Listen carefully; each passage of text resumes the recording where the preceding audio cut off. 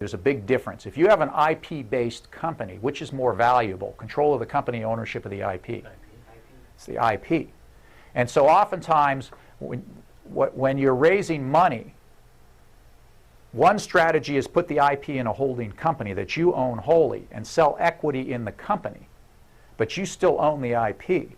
And you give a exclusive licensing right to this company, and then there's other things that you do. But at the end of the day, if you have an IP-based company and somebody wants to invest in your company and they're saying, oh, well, we're going to get 51 or 60% of the company, don't necessarily back away and say, well, wait a minute, that's too much. Because if you still own the IP, the underlying IP that drives the rights, that's where the value, when an acquisition comes along, what are they paying for? Are they paying for that company or are they paying for that IP? The answer is they're paying for the IP. Take a look at all these acquisitions that have been going on, like who's been lately acquired? Somebody went down, I can't remember, not BlackBerry, but somebody else. Motorola. And when they went to value the company, did they value the plant, the equipment, the buildings?